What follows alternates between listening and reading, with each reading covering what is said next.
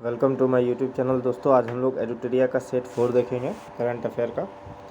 तो सबसे पहला सवाल है, देश का दूसरा ट्यूलिप गार्डन हिमाचल प्रदेश में प्रारंभ हुआ है। ठीक है, जो दूसरा ट्यूलिप गार्डन है वो कहाँ पे प्रारंभ हुआ है? हिमाचल प्रदेश में। तो ये सही दिया स्टेटमेंट। ठीक है। दूसरा है, भारत की पहली म्यूजिकल रोड का अनावरण मुंबई में हुआ है। हाँ, उसमें जय हो का गाना बजता है। तुलबुल नेविगेशन प्रोजेक्ट का संबंध कहाँ है? जम्मू कश्मीर में। तो तुलबुल नेविगेशन प्रोजेक्ट कहाँ पे है? जम्मू कश्मीर। तो इसका उपयुक्त में सभी हो जाएगा। ठीक है। पहला है, विश्व का सबसे बड़ा संपीड़ित वायु ऊर्जा भंडारण संयंत्र निम्न में से किस देश ने चालू किया है? तो सबसे बड़ा संपीड़ित वायु ऊर्जा भंडारण संयंत्र जो है वो कौन सा देश चालू किया? तो वो चीन चालू किया। कौन? चीन चालू किया। ठीक है। तीसरा हम लोग देखते हैं, नागालैंड के मुख्यमंत्री ने निम्न में से किस स्थान पर राज्य के पहले ड्रोन स्कूल और ड्रोन ऑफ सेंटर एक्सलेंस का उद्घाटन किया? जो नागालैंड के मुख्यमंत्री है, ठीक है, उन्होंने राज्य का पहला ड्रोन स्कूल और ड्रोन ऑफ सेंटर एक्सलेंस कहाँ पे उद्घाटन किया? तो वो उद्घाटन किया है कोहिमा में। ठीक है। नागालैंड का कैपिटल होता है कोहिमा। नागालैंड का क्या है? कैपिटल, यानी राजधानी है। ठीक है। नागालैंड का राजधानी कौन है? कोहिमा है। ठीक है। अगला हम लोग बात करते हैं, निम्न में से किस सूक्ष्मजीव को केरल का राज्य का सूक्ष्मजीव घोषित किया? यानी केरल राज्य का सूक्ष्मजीव इसमें से किसे घोषित किया? तो केरल राज्य का सूक्ष्मजीव जो है उसको कौन है? बैसिलस सबटिलियस। क्या है? बैसिलस सबटिलियस। ठीक है। अगला हम लोग बात करते हैं, तो निम्न में से किस राज्य ने किसानों के कल्याण और विकास पर ध्यान केंद्रित करते हुए 2026 को कृषि वर्ष घोषित किया? यानी कौन सा राज्य है जो 2026 को कौन सा वर्ष घोषित किया है? कृषि वर्ष। ठीक है। 2026 को वो कृषि वर्ष घोषित किया है। कौन सा राज्य है? तो मध्य प्रदेश है। कौन है? मध्य प्रदेश में। ठीक है। अगला हम लोग देखते हैं, ओडिशा में बौद्ध सर्किट के डायमंड ट्रायंगल के रूप में पहचाने गए 3 स्थलों को यूनेस्को द्वारा विश्व धरोहर स्थल के रूप में विचार के लिए भारत की अस्थायी सूची में शामिल किया गया। ठीक है, समझा ना? ओडिशा में क्या है? बौद्ध सर्किट के डायमंड ट्रायंगल को 3 स्थल को जो है यूनेस्को द्वारा क्या है? विश्व धरोहर स्थल के रूप में विचार करने के लिए भारत के अस्थायी सूची में क्या किया गया? शामिल किया है। तो निम्न में से कौन सा इन 3 स्थलों में से एक नहीं है? मतलब वो तीनों स्थलों में से एक नहीं है। ठीक है। तो वो है धौलागिरी। धौलागिरी यहाँ पे नहीं है। धौलागिरी कहाँ पे? राजस्थान में। ठीक है। धौलागिरी कहाँ है? राजस्थान में। बाकी बात उड़ीसा की बात करें तो ललितगिरी है, रत्नागिरी है, उदयगिरी है। ठीक है। ललितगिरी, रत्नागिरी, उदयगिरी, इसको अभी अस्थायी सूची में शामिल किया गया यूनेस्को द्वारा। ठीक है।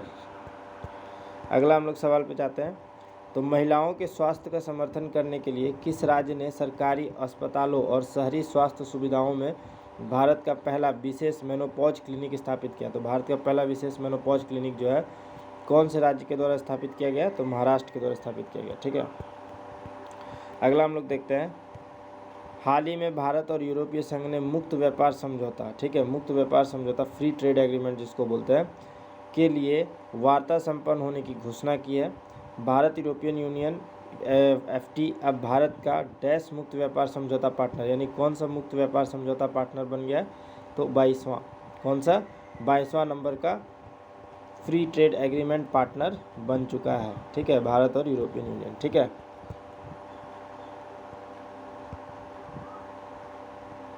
अगले सवाल पे चलते हैं। तो अगला सवाल है, खेलो इंडिया विंटर गेम 2026 के 6ठे संस्करण में किस राज्य ने पदक तालिका में शीर्ष स्थान प्राप्त किया है? ठीक है, किस में? खेलो इंडिया विंटर गेम 2026 में। ठीक है।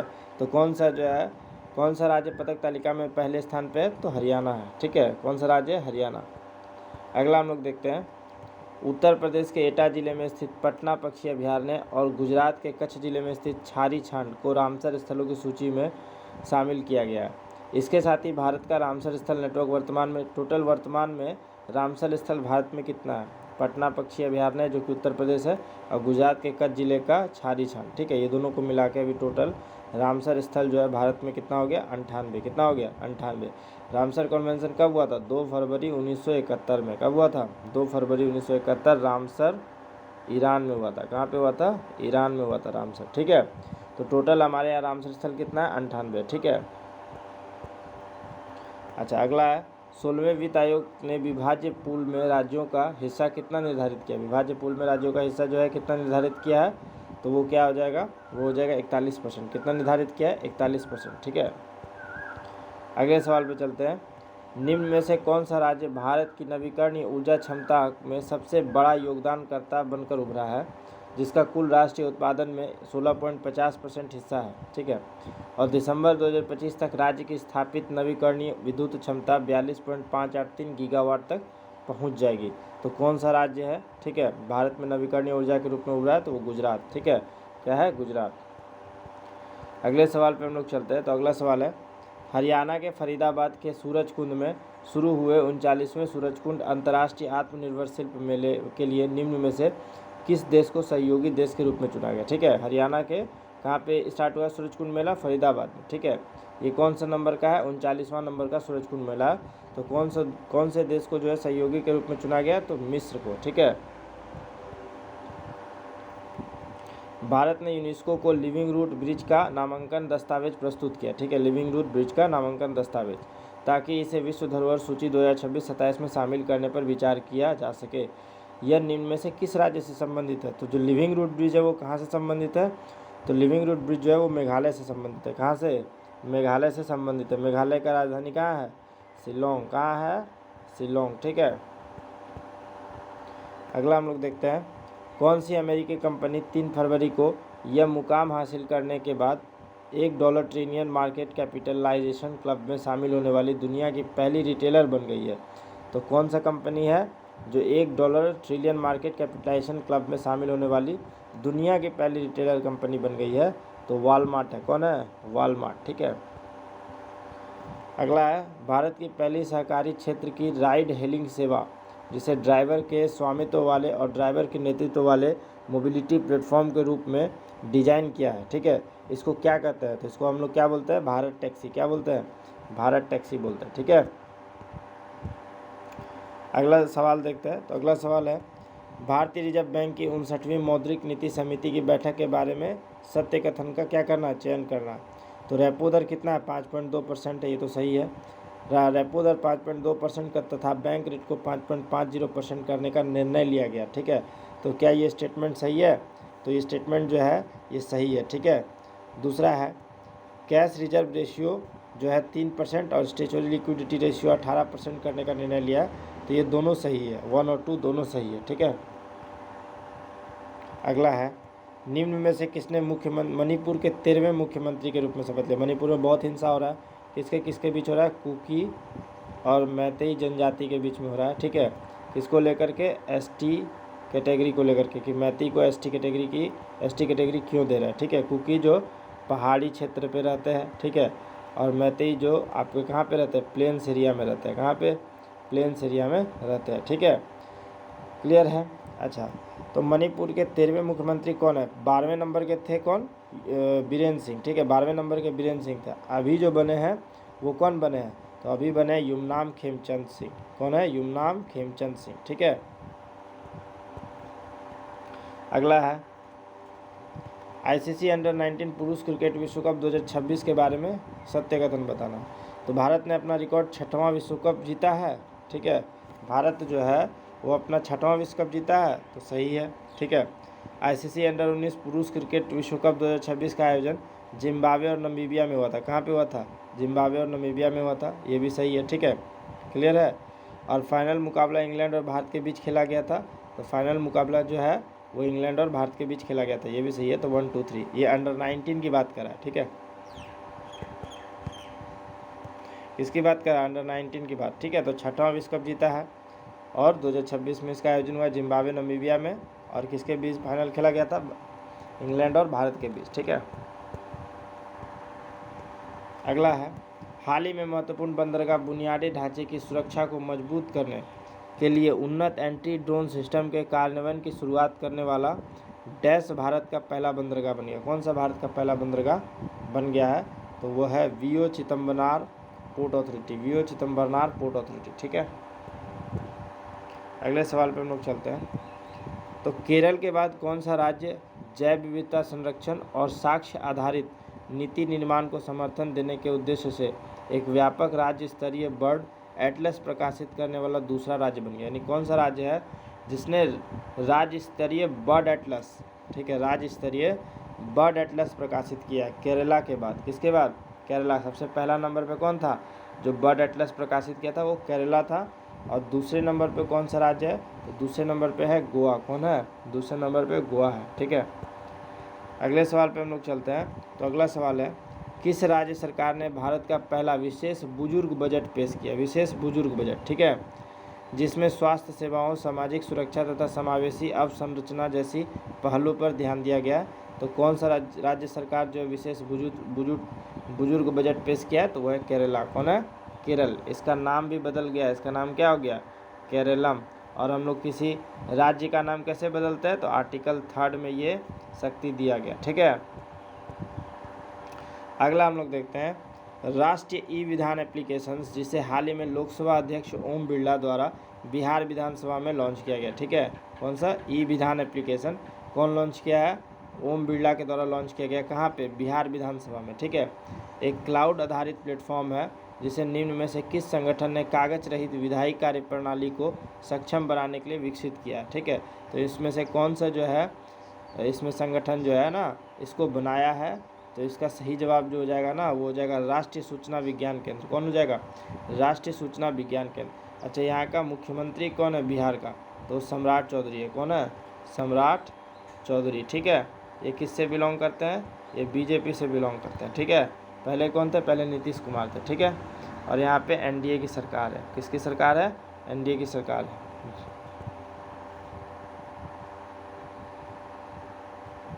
अगला सवाल है, किस टीम ने संतोष ट्रॉफी 2025-26 भारत की प्रमुख सीनियर पुरुष राष्ट्रीय फुटबॉल चैंपियनशिप जीती है। ठीक है, कौन सा टीम जो है संतोष ट्रॉफी 2025-26 में भारत की जो प्रमुख सीनियर पुरुष राष्ट्रीय फुटबॉल चैंपियनशिप जीती है, जिससे उसने इस टूर्नामेंट में कुल मिलाकर अपना 8वां खिताब जीता है। ठीक है, कितना नंबर का खिताब जीता है, 8वां नंबर का खिताब जीता है, तो सर्विसेज है। कौन है, सर्विसेज। ठीक है, अगले सवाल पर हम लोग चलते हैं, निम्न में से किसने ऑस्ट्रेलियन ओपन 2026 में पुरुष एकल का खिताब जीता है, जबकि एलेना रायबिकाना ने महिला एकल का खिताब जीता। अच्छा, ऑस्ट्रेलियन ओपन में एलेना रायबिकाना जो है वो महिला एकल का खिताब जीती है। ठीक है, अब पुरुष एकल का खिताब जो है ऑस्ट्रेलियन ओपन का पुरुष एकल का खिताब कौन जीता है, कार्लोस अल्काराज। कौन जीता है, कार्लोस अल्काराज। और महिला एकल का खिताब एलेना रायबिकाना। ठीक है, अगले सवाल पर हम लोग चलते हैं। तो ग्रीन हाइड्रोजन, ईवीएस, सेमीकंडक्टर और डेटा सेंटर जैसे उभरते सेक्टर को फाइनेंस करने के लिए सेंटर ऑफ एक्सीलेंस चक्र किसने लॉन्च किया। तो चक्र किसके द्वारा लॉन्च किया गया, एसबीआई बैंक के द्वारा लॉन्च किया गया। किसके द्वारा, एसबीआई बैंक के द्वारा लॉन्च किया गया। ठीक है,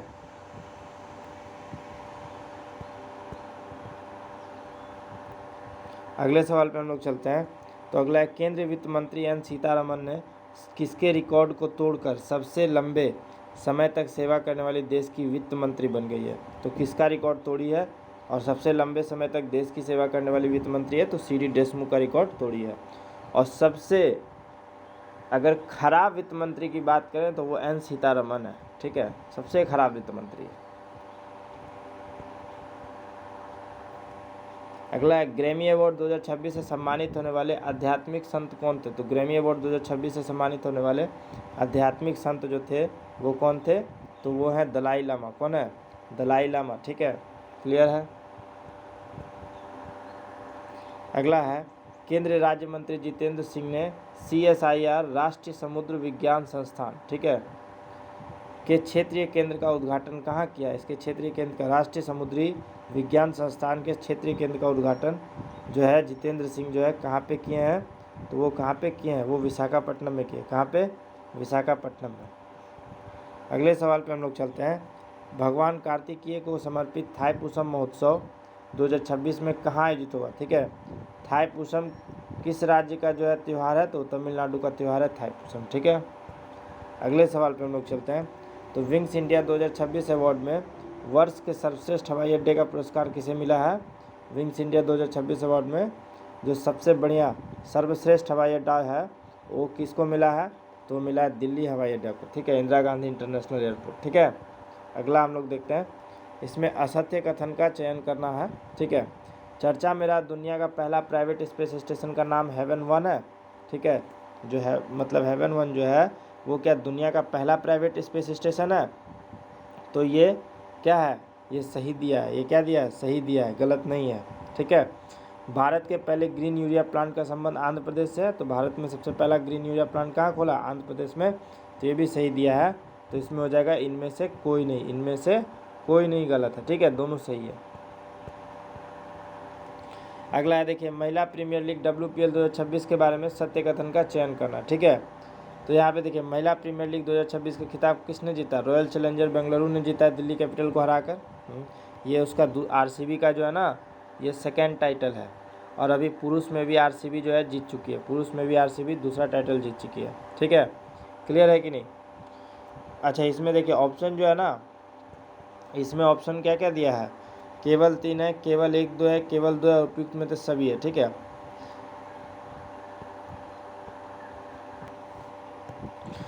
तो RCB का ये क्या है? RCB का ये दूसरा टाइटल है, ठीक है, सेकेंड टाइटल है।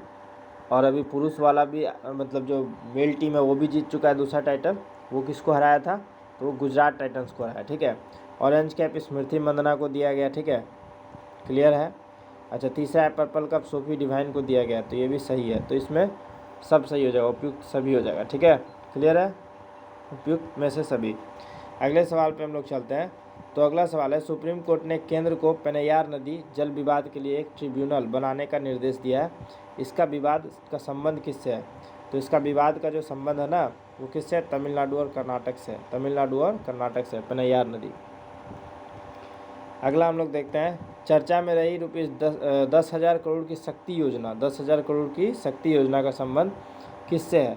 तो 10,000 करोड़ की जो शक्ति योजना है उसका संबंध है बायो फार्मा क्षेत्र से। किससे है?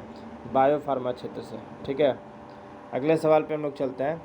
DRDO ने solid fuel ducted ramjet technology SFDR का सफल परीक्षण कहाँ किया? तो DRDO जो है ना, solid fuel ducted ramjet technology SFDR का सफल परीक्षण किस जगह पे किया है? तो चांदीपुर उड़ीसा में किया, ठीक है। अगले सवाल पे हम लोग चलते हैं। तो 16 साल से कम उम्र के बच्चों के लिए सोशल मीडिया पे बैन लगाने की घोषणा करने वाला नवीनतम यूरोपीय देश कौन सा है? मतलब कौन सा यूरोपीय देश है जिसने 16 साल से कम उम्र के लिए सोशल मीडिया पे बैन लगा दिया है? तो वो कौन सा देश है? वो है स्पेन। वो कौन सा देश है? स्पेन। सबसे पहले ऑस्ट्रेलिया किया था, ठीक है। अगला हम लोग देखते हैं, शीतकालीन ओलंपिक खेल 2026 ये कहाँ पे होगा? ठीक है, यानी विंटर ओलंपिक 2026 कहाँ पे होने वाला? तो ये कहाँ पे होने वाला? इटली में। कहाँ पे? इटली में। अगले सवाल को देखते हैं। तो केंद्रीय रक्षा मंत्री राजनाथ सिंह जो है आकाश किताब का विमोचन किया, ठीक है। इसके लेखक कौन है? तो इसके लेखक कौन है? जी चंद्रमौली। कौन है? जी चंद्रमौली, ठीक है। अगले सवाल पे हम लोग चलते हैं। सुप्रीम कोर्ट ने किस अनुच्छेद के तहत पीरियड्स हेल्थ को फंडामेंटल राइट्स घोषित किया है? किस अनुच्छेद के तहत जो है पीरियड हेल्थ को फंडामेंटल राइट घोषित किया है? तो हो जाएगा अनुच्छेद 21। अनुच्छेद 21। अनुच्छेद 21 जो है ये इमरजेंसी के समय भी लागू रहता है, अनुच्छेद 21, ठीक है। बाकी सारा फंडामेंटल राइट सस्पेंड हो जाता है, पर अनुच्छेद 20-21 जो है वो इमरजेंसी के समय भी रहता है। अगले हम लोग बात करते हैं, DRDO ने ओडिशा में कौन सी इंटरमीडिएट रेंज बैलिस्टिक मिसाइल का सफल परीक्षण किया? ठीक है, इंटरमीडिएट रेंज बैलिस्टिक मिसाइल का। तो कौन सा हो जाएगा? तो हो जाएगा अग्नि थर्ड। अग्नि थर्ड, ठीक है। अगला है, किस देश की PM साने ताइकची ने वर्ष 1947 के बाद आम चुनाव में 2/3 सीटें जीती और देश की प्रथम महिला प्रधानमंत्री बन गई है? तो ये हो जाएगा जापान। क्या हो जाएगा? जापान, ठीक है। अगला हम लोग देखते हैं, केंद्रीय राज्य मंत्री जितेंद्र सिंह ने भारत की पहली क्वांटम वैली की नींव कहाँ रखी? तो जैसे ही क्वांटम शब्द का यूज हुआ तो समझ जाइए आंध्र प्रदेश। और आंध्र प्रदेश का कौन सा जिला? तो अमरावती जिला। कौन सा? अमरावती जिला, ठीक है, क्लियर है। अगले सवाल पे हम लोग आते हैं। तो अगला है, विपक्ष ने लोकसभा स्पीकर ओम बिरला के खिलाफ संविधान के किस अनुच्छेद के तहत नो कॉन्फिडेंस मोशन का नोटिस दिया है? तो नो कॉन्फिडेंस मोशन का जो नोटिस है वो किसके तहत दिया है? तो वो आपका दिया है अनुच्छेद 94C के तहत। किसके तहत? अनुच्छेद 94C के तहत, क्लियर है। अगला है, लखपति बिटिया योजना किसने शुरू किया? तो लखपति बिटिया योजना कौन शुरू किया है? तो दिल्ली सरकार शुरू की है लखपति बिटिया योजना, ठीक है। अगले सवाल पे हम लोग चलते हैं। तो केंद्र सरकार ने सकल घरेलू उत्पाद GDP और औद्योगिक उत्पादन सूचकांक IIP के लिए कौन सा बेस ईयर निर्धारित किया? तो पहले तो था 2011-12। पहले क्या था? 2011-12 था, अब वो चेंज हो गया, ठीक है, अब हो गया 2022-23 हो गया उसका बेस ईयर, ठीक है। अगले सवाल पे आते हैं। तो केंद्र सरकार ने कितने डसॉल्ट राफेल जेट्स के लिए 3.25 लाख करोड़ की डील को मंजूरी दी है? कितना डसॉल्ट राफेल जेट्स मंगवाएगा? ये कहाँ से मंगवा रहा है? फ्रांस से मंगवा रहा है। कहाँ से? फ्रांस से मंगवा रहा। तो कितना? 3.25 लाख करोड़ का डील का मंजूरी दिया है, कितने के लिए? ठीक है, तो 114 राफेल जेट्स के लिए। ठीक है, क्लियर है। अगला है, तारिक रहमान जो है किस देश के प्रधानमंत्री बने? तो हमारा जो पड़ोसी देश है बांग्लादेश। किस कौन? बांग्लादेश के प्रधानमंत्री बने। ठीक है, अगला सवाल पे हम लोग चलते हैं। तो किस राज्य सरकार ने एतिकोली दूतीपात योजना, ठीक है, एतिकोली दूतीपात योजना शुरू की है, जिसके तहत चाय बागान मजदूरों को 5,000 रुपये की एक मुश्त वित्तीय सहायता दी जाएगी। ठीक है, तो ये कौन सा राज्य सरकार शुरू किया है? तो ये शुरू किया असम। कौन सा? असम। अगला सवाल पे हम लोग चलते हैं। तो इसमें सुमेलित करना है। तो थाईपुसम जो है वो किससे रिलेटेड है? तमिलनाडु से। ठीक है, थाईपुसम तमिलनाडु से रिलेटेड है। ठीक है, अच्छा, इसमें हम लोग अगर बात करते हैं